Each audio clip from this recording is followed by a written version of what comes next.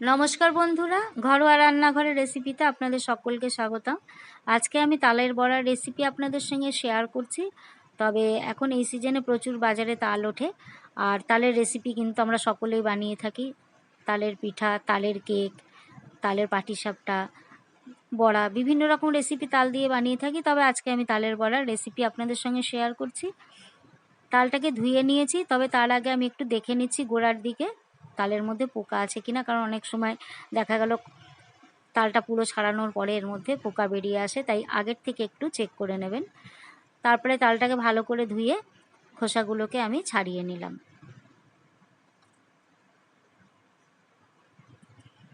তালের বড়া আমরা জন্মাষ্টমী, রাধা অষ্টমী, বিভিন্ন রকম এই সিজনের যে পুজোগুলো তাতে কিন্তু আমরা দিয়ে থাকি। ভালো করে ছাড়িয়ে নিয়েছি খোসাগুলোকে। এবারে ভেতর থেকে মাঝের শিটটা বাদ দিয়ে দিলাম, দিয়ে একটু জল দিয়ে ভিজিয়ে নিলাম। সামান্য একটু জলই দেবেন, বেশি জল এর মধ্যে ইউজ করা যাবে না। একটু জলের ছিটা দিয়ে একটু নরম করে নিয়েছি। একটা স্ক্র্যাপার নিয়েছি আমি। আপনারা ইচ্ছা করলে বড় স্ক্র্যাপারে কিন্তু ঘষে ঘষে আলাদা করে নিতে পারেন। তাছাড়া জল ছাড়ানো বা চাউ ছাকার যে স্ট্রেনারগুলো আছে ওগুলোর মধ্যে ঘষে ঘষেও কিন্তু পাল্পটাকে আলাদা করে নিতে পারেন। আমি যেহেতু ঠাকুরের জন্য করছি, তাই ঠাকুর ঘরে এই ছোটো স্ক্র্যাপারটা আছে, এর সাহায্যে আমি পাল্পগুলোকে আলাদা করে নিচ্ছি। তবে কিন্তু খুব সুবিধা, 15 মিনিটও লাগে না একটা তাল থেকে পাল্পগুলোকে আলাদা করতে, এই স্ক্র্যাপারের সাহায্যে যদি ঘষে নেওয়া যায়। একটু মাঝে মাঝে যে আটকে যাবে ফাঁকাগুলোতে, ওই ছিবড়াগুলোকে একটু বার করে করে ফেলে দিয়ে আমি কিন্তু সম্পূর্ণ তালটাকে এইভাবে ঘষে পাল্পটা আলাদা করে নিয়েছি। আপনারা কিন্তু এই কাঁচা তালের মধ্যেই তালের বড়াটা বানাতে পারেন। যেহেতু আমার হাতে সময় ছিল না, আমাকে আজকে করতে হয়েছে, আমি আগের দিন এটাকে ছাড়িয়েছি তালটাকে যাতে নষ্ট না হয়ে যায়, সেই জন্য একটু চিনি আর সামান্য একটু লবণ দিয়ে জাল দিয়ে রেখে দেব।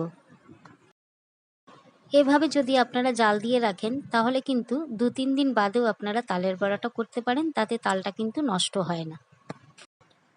পাল্পটার মধ্যে সামান্য একটু নুন আর সামান্য একটু চিনি দিয়ে দিয়েছি, দিয়ে ভালো করে 10 মিনিট মতন জাল দিয়েছি।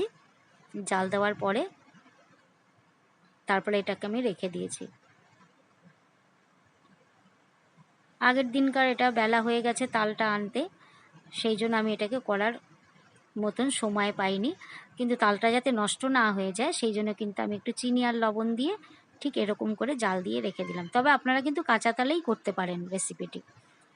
এবারে পরের দিনকার আমি জাল দেওয়া তালের পাল্পগুলোর মধ্যে দিয়ে দিলাম একটু নারকেল কোড়া, সামান্য একটু লবণ দিয়েছি কারণ আগে আমার লবণ দেওয়া ছিল, আর সামান্য একটু খাবার সোডা দিয়েছি। সবগুলোকে মিশিয়ে এবার আমি দিয়ে দিয়েছি এর মধ্যে 1 বাটি চিনি, 2 বাটি দিয়ে দিলাম ময়দা, আর 1/2 বাটি চালের গুঁড়ো। সমস্ত উপকরণগুলো দিয়ে আমি খুব ভালো করে তালের সঙ্গে মিশিয়ে নিচ্ছি। তারপরে একটু ফেটিয়ে নেব, তাহলে পরে কিন্তু বেশ সুন্দর ফোলা ফোলা বড়াগুলো হবে, আর ভেতরে খুব মোলায়েম জালিদার বড়া তৈরি হবে। এবার কড়াইতে তেল গরম করতে দিয়েছি, সাদা তেল বেশ খানিকটা। তেলটা গরম হয়ে গেলে তালের বড়াগুলো কিন্তু কিভাবে আমি ছাড়ছি এটা ফলো করবেন।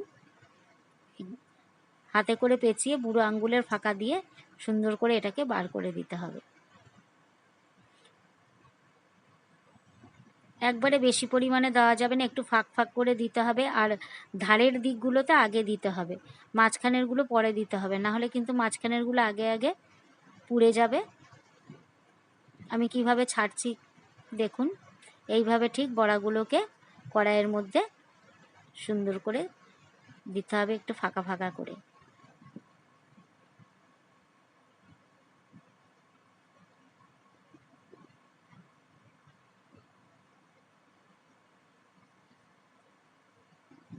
এরকমভাবে যখন এক পিঠ ভাজা হয়ে যাবে তবে কিন্তু গ্যাসের ফ্লেমটাকে অবশ্যই মিডিয়ামে রাখবেন। হাই ফ্লেমে দিলে ওপর থেকে পুড়ে যাবে, ভেতরটা কিন্তু ভালো হবে না। তাই যদি নরম তুলতুলে তালের বড়া বানাতে চান তাহলে গ্যাসের ফ্লেমটা অবশ্যই মিডিয়ামে রাখবেন। তারপরে এপিট ওপিট করে বেশ খানিকক্ষণ টাইম নিয়ে লাল লাল করে বড়াগুলোকে ভেজে নিচ্ছি। গোল্ডেন কালার হওয়া পর্যন্ত ভেজে নিলাম। এবার বড়াগুলোকে আমি তুলে রাখছি।